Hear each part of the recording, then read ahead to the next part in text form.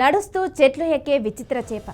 ఇక విషయంలోకి వెళ్తే సాధారణంగా చేప అంటే నీటిలో మాత్రమే జీవిస్తుంది. కానీ ప్రకృతి వైవిధ్యాల్లో భాగంగా కొన్ని జాతులు వింతగా మారతాయి. వాటిలో ఒకటి మడ్ స్కిప్పర్స్. ఈ చేపలు నీటిలో మాత్రమే కాకుండా నేలపైన చురుగ్గా కదలగలవు. చెట్లను ఎక్కడం వీటి ప్రత్యేకత. అందుకే ఇవి పరిశోధకులను ఆశ్చర్యపరుస్తున్నాయి. సాధారణ చేపలకు భిన్నంగా మడ్ స్కిప్పర్స్ కు బలమైన పెక్టోరల్ రెక్కలున్నాయి. ఇవి దాదాపు కాళ్ళలాగా పనిచేస్తాయి.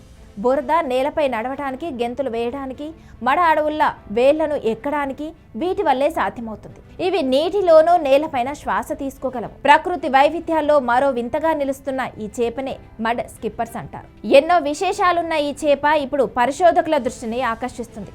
ఇది గోబీడే కుటుంబానికి చెందిన చేపగా పరిశోధకులు గుర్తించారు.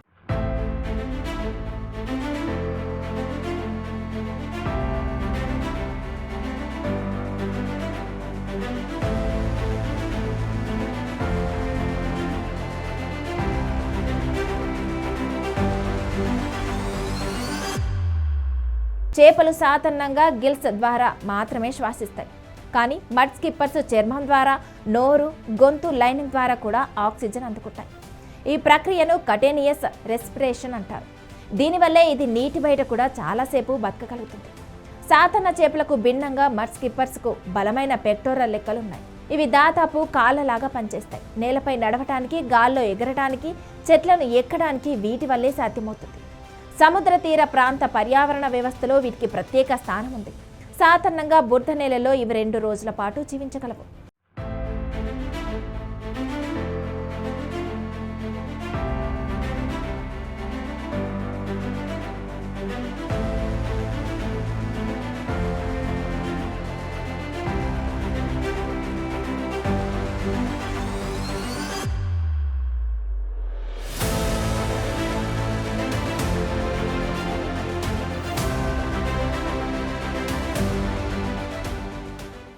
మడ్ స్కిప్పర్స్ కళ్ళు చాలా పెద్దగా ఉంటాయి. అంతేకాకుండా ఈ కళ్ళు ఒకదానికొకటి వేరే వేరే దిశల్లో తిరగగలవు. తలపై ఉబ్బెత్తుగా ఉండే ఈ కళ్ళతోనే ఇవి నీటి ఉపరితలంపై ఉండే చిన్న కీటకాలను, చిన్న చేపలు, రొయ్యలు, కీటకాల వంటి చిన్న జీవులను టక్కున ఎగిరి ఇట్టే పట్టేసుకుని తినేస్తాయి.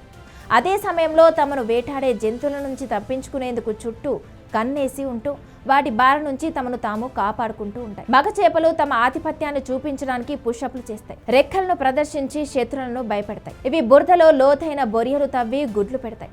మగ చేపలు బొరియలను కాపాడుతూ గుడ్లను రక్షిస్తాయి. పర్యావరణానికి అనుగుణంగా మారిన ఈ ప్రత్యేక చేపలు సముద్ర తీర ప్రాంతాల్లో పరిశోధనకు ప్రధాన ఆకర్షణగా నిలుస్తున్నాయి.